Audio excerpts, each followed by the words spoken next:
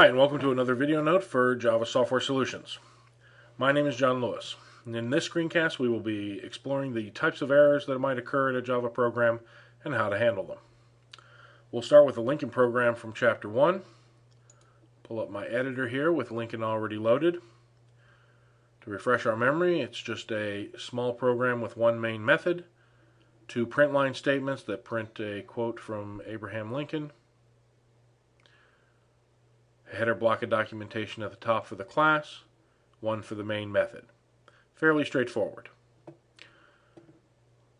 pull up the command prompt, remind ourselves what happens when we compile this. First, let's note that in the directory here, all we have is the lincoln.java file. If I submit this to the Java compiler, lincoln.java,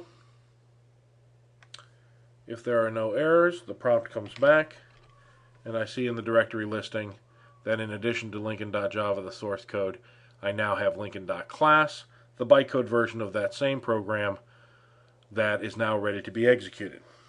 I submit that to the Java interpreter, and it executes it, printing out the two strings as requested. Let's go out of our way to remove the .class file at this point. Oops, wrong operating system. Lincoln.class. And so now I just have my source code file once again. And we'll see what happens after we introduce some particular error messages. In particular, I'm going to, on this first step, delete one character. I'm going to delete the semicolon there at the end of that first print line statement. Then I'll save it, and we'll go back to the compiler and see what happens. This time when I attempt to compile lincoln.java, I get my error message. Let's read the error message carefully. It says, Lincoln, in the file lincoln.java, on line 13, the error is that a semicolon was expected. It prints out, it reproduces the line on which the error occurred. The little caret symbol here is indicating where it thinks on the line the problem occurred, and it's telling me that in this case it found one error. And this one is fairly precise. You want to read these error messages carefully. Some error messages are better than others in terms of pinpointing exactly what went wrong. This one is very explicit and very accurate. A semicolon was expected right here, but it wasn't found. So that's the syntactic error. If you look at figure 120 of chapter 1, it shows you this basic process. You can edit and save the program, translate the program into an executable form, and then you can execute it. But errors can occur during the translation process, the compilation process in this case, or they can also occur when you attempt to execute it. So this error is a compile time error that occurred when we tried to translate this. So we can go back, we could fix the error in the editor, save it, and we could recompile and run it if we so chose. Instead, let's introduce a different error. This time I'll misspell the print line method, the call to the print line method. On the second one, I will just delete the T and the N and then save, and we'll recompile.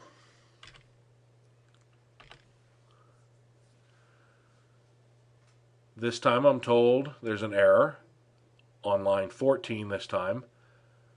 But look what the error is. It cannot find a symbol. Then it tells you what symbol it is it can't find. The symbol is the method priln that takes a string as a parameter. In other words, we asked it to invoke this method priln in the system.object, but the compiler came back and said, I can't find a symbol, this method priln, that takes a string, in the system.out.object. So that's an error. We know that we just misspelled print line, But the best it can do is say, hey, you're telling me you want to invoke this method, but I don't know what that is. I can't find it. So we can put that back in. And now we're back to a working program again. Let's add one more error. This time, instead of saying a quote by Abraham Lincoln, I'm going to change it to say a quote by one of my favorite presidents, comma, and I'm running out of room, so I'll just come down here and continue it down there. Continue the line down there. Well, in Java, this is a syntax error. I can't continue a quoted string over. I can't break it over two different lines, at least not like this. So if I save this and attempt to compile it again, I'm going to get an error, but let's see what it tells us. This time it produced 3 errors, and let's take a look at what they are. Lincoln.java, line 13, an unclosed string literal. And that's fairly accurate. That's exactly what happened. We started a quote, but before it hit the end of the line, it expected to find the end of that quote. And so it's saying it has an unclosed string literal starting here. It also tells us that on line 30 it expected a semicolon, and on 14, again, another unclosed string literal, this time keying off of the last quote. The bottom line is that this first one is fairly accurate. These other two are kind of a consequence of this first one occurring, and you want to look carefully at what the error messages are saying, and often it's good practice to work your way down from the top. Don't always try to get every single compile time error out of the way, because one might be masking and influencing some of the ones that come later. Alright, so we could go back here. We'll return this version of it to the original, and we're good to go. Alright. All of those errors that we just looked at are compile time errors. They were caught by the compiler when we attempted to translate the program. Now let's do something else that won't necessarily be caught by the compiler. I'm going to add some additional print line statements. System.out.println. I'm going to go ahead and put the structure of the print line in, copy this line, because I'm going to add several, and then add a few here. Therefore, I've got the structure. Now I can just fill in what I want. In this case, the first one here, I'll say a calculation. In the second one, I'm going to print not just a literal string, but the result of a calculation. I will add 6 to 4. That should produce 10, and therefore the printline method will print the result 10. These arithmetic expressions aren't covered until Chapter 2, but we're just introducing them now to allow us to add some errors to this program. Alright, here I'll add another string, another calculation. Okay, and in this case, I'm going to say 5 divided by 0. Alright, we know that dividing by 0 is not a good move, so that's going to be an error of one kind or another. And at the end here, I'll print one more string, math rocks, just to have something to print there. Alright, so we're getting off of our topic here of our Abraham Lincoln quote, but we're just introducing a few more things to see some errors. Several print line statements. Several of these should work fine. We probably will have a problem with this one.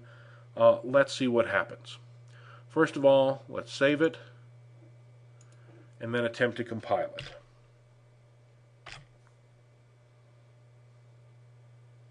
it. This time the compiler had no problem with it. And if we look at the directory listing, we see that we have a Lincoln.class bytecode file that we can now execute. In other words, the compiler looked over this program, found it to be syntactically correct and correct in every way the compiler could figure out, and so now it's ready to execute. So, as normal, we'll submit the Lincoln bytecode class to the interpreter and execute it.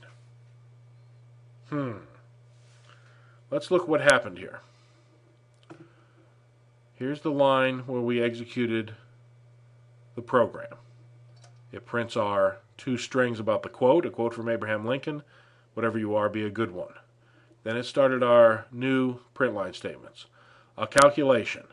And here it is printing 10, the result of adding 6 plus 4. So far, so good. Then it printed our line, another calculation. And now this isn't the output of our program. This is an exception that occurred, in this case, in the main method. Let's read the error message carefully. An exception occurred in thread main, and it's what's called an arithmetic exception. And here's the exception details. It says it tried to divide by 0, which sure enough is exactly what we tried to do. That's an operation that cannot be performed. Division by 0 is simply not defined. And so if you attempt to do that, either explicitly the way we did here, or maybe the result of a calculation that ends up dividing by 0 unintentionally, this kind of error is going to be thrown. It also shows you where, to the best of its ability, this occurred. It's saying in the file lincoln.java at line 19. So, we had a compiled version, we executed it, but the bytecode that was executed did not run all the way. The program terminated abnormally. We sometimes say the program blew up while it was executing. And sure enough, here on line 19, that's where we were trying to divide by 0, and that's where it blew up. Note that in the output, we never saw the phrase math rocks. The moment this error occurred, attempting to execute that line, the program terminated, and this line that printed out math rocks never occurred. Again, read the error messages. Sometimes they're very helpful. All right. That's an example of a runtime error. It occurred during the execution of our program, so we call it a runtime error. It got by the compiler, but didn't execute fully. All right, the final category of errors is called a logic error. And that's where the program compiles and executes, producing results, but the results are not correct. The program runs, but it doesn't behave as you intended it to. So a simple example in this program would be, let's say, to misspell something in our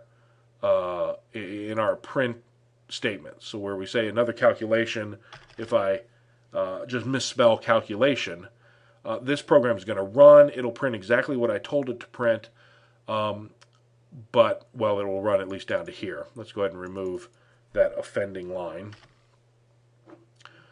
Now the program would run all the way through, but this print line statement will produce the wrong results.